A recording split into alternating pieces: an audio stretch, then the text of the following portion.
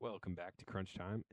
Today we're going to be going back to the Around the Association, and as you can see by the title, we are talking about the Miami Heat today.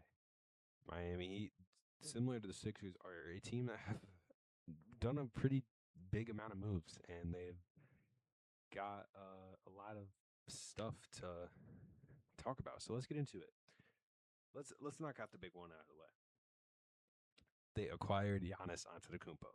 The Heat are one of these teams that have been in trade talks for stars forever. When KD was on the market, it was can they get KD? When Dame was on the market for 2+ years, it was are they going to get Dame? Are they going to get Dame?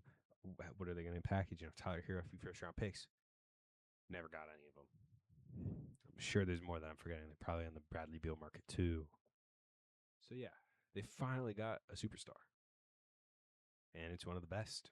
So they traded Tyler Hero, Khalil Ware, Jaime, and Kasparis all to Milwaukee, along with a few picks, but it's whatever. And they also traded their first round pick this year, which is Nate Ament, who are. I've gone over how I think about that trade in prior videos, but let's talk about that in terms of the Heat. Like, what does that really mean? Well, let's talk about their other additions first, so we can get into what else. Bobby Portis also came along with that trade, and then Tim Hardaway Jr. signed there. He was with the Nuggets last year, Sixth Man of the Year runner-up, I believe. And they re-signed Fontecchio, and that's really about it for the notable re-signings and whatnot. So, in moves, they need a point guard. That's obvious. They have Davion Mitchell. He's cool, but he's not gonna be your 1A guy for a long time. So they need a point guard, and I feel like they're just going to be waiting this upcoming off season. I feel like this is not necessarily a gap year, but it's more of like maybe Fontecchio, has a really good start to the season, and there's a team that trades for him for a loaner, and they get a guy who can play point, and they take a flyer on someone because Fontecchio's on a 1-year contract, right? So maybe Jared McCain's having a down year and Fontecchio's having a really good year, and they try to do that swap with OKC. Maybe someone like that. I feel like with their current roster isn't going to win a championship, and when you have a guy like Giannis on your team, when healthy, you kind of feel like they always have a chance. But I don't know if I feel that way about them. They could make a move, try to get Drew Holiday from the Portland Trailblazers. I know there's a rumor with that because the Blazers do believe in the Ja Morant and Damian Lillard backcourt, supported by the rest of their, squad to play the defense. But I do think Drew is good for them, so I don't think they'll give him up. But there's a price for everyone, and I don't think Drew Holiday at the ripe old age of 30, whatever the hell he is untouchable. So maybe they do get a guy like Drew. Maybe they make another trade. We don't know. I personally think they should because I don't think there's a reason to take a gap year here, but they might. Losing Tyler Hero, losing Khalil Ware, losing Jaime, those are all big losses, but it's also Giannis. And you had to pay top dollar for Giannis because he's fucking Giannis. And you got with that squad, you're not going to win an NBA championship. And I know a lot of teams will kind of are like, we just, especially in basketball, I feel it's very, winning a championship is obviously the goal, but it's not the goal for every team. And that's been the goal for the Heat the last few seasons, and they haven't had the squad to do it. Now they have more of a squad to do it. It's a hard way to put it, but like in the NFL, if you don't win the Super Bowl, it means nothing, right? Like I'm a Giants fan. They won a playoff game in 2022. that means nothing. If you win a playoff series in the NBA, that's like, pretty good. Especially if you're not supposed, like, if you're an upset, like, that's kind of crazy. But, like, it's like, oh, you upset them. Cool. You have a worse draft pick. Go back to the drawing board. Like, you know what I mean? Like, sorry, excuse me. But yeah, so the Heat finally have a squad that they're, able to compete with. And I'm not saying it's out of the equation at all for them to win the championship. You have Giannis Antetokounmpo. If he stays healthy, he is the top 3 player in the world. He potentially top 1, really, if you want to go with that, just because of the defensive impact he brings over guys like Jokic and Shea. Shea's not a slouch on defense, but Jokic is.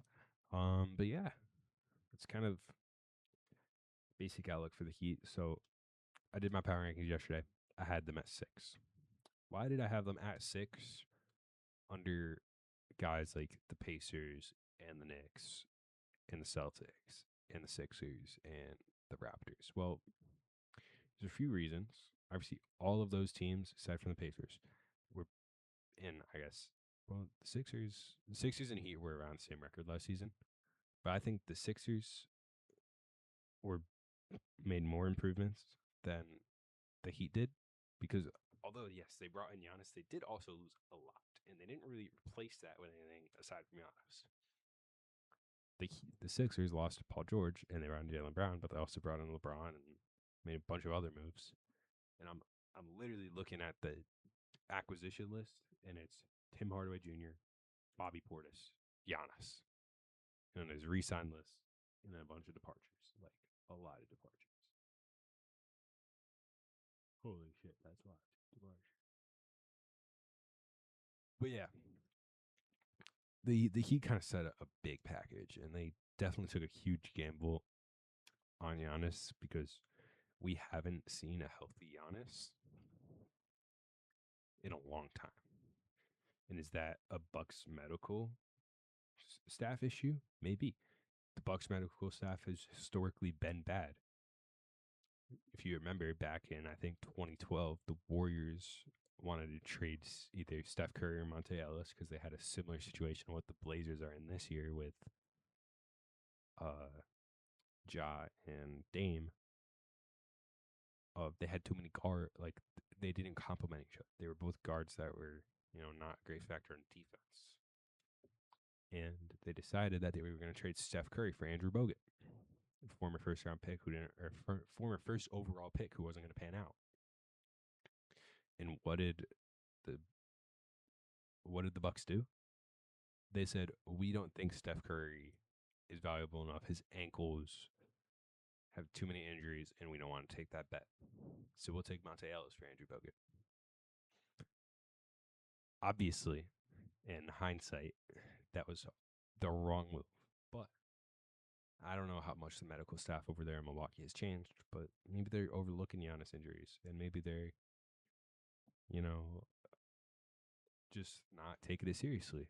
So maybe in Miami, who is a prestigious organization, they have, a lot of great history there. They've only been around for 30 years, but they have enough stuff in their trophy cases to show that they've probably been here for like 70. They've got more they've got more stuff to show for than the Sacramento Kings, who have been around since the start. So not bad at all for the Heat. Do you want to propose the idea that maybe the Heat's medical staff has a better way for Giannis to not get injured? Do they have better programs? I think there's a lot of potential explanations for that, but all in all, they are doctors, so they aren't gonna be like, "Hey, Giannis, yeah, do this." And aside from Giannis, like the Bucks didn't have like a bunch of players getting injured. It was just like, yeah, Giannis couldn't stay healthy, and maybe at his size, he's 30, 31, somewhere around there, maybe 32 at this point.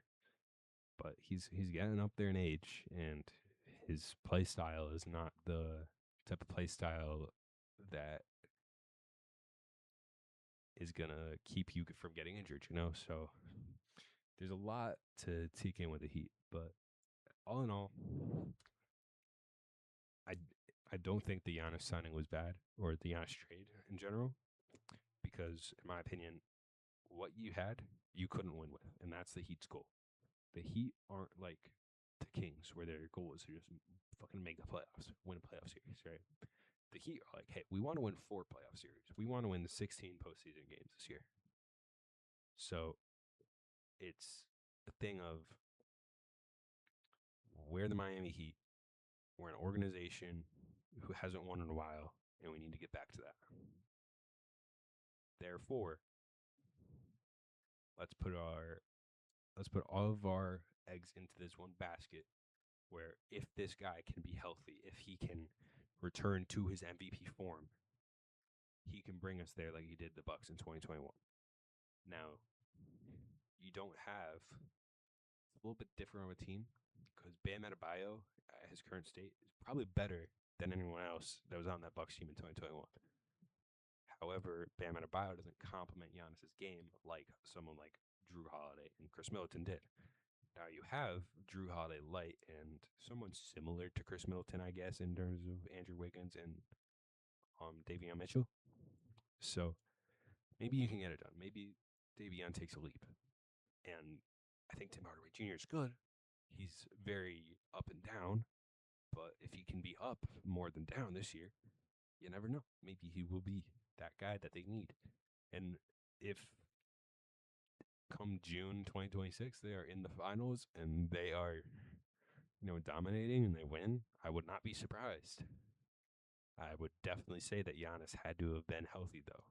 I don't think they can do it with Giannis's health in the last few seasons. So that's my take. If you're still listening, please subscribe, please like, please share, do whatever you need to do. I want to thank you guys for watching, and as always, stay safe.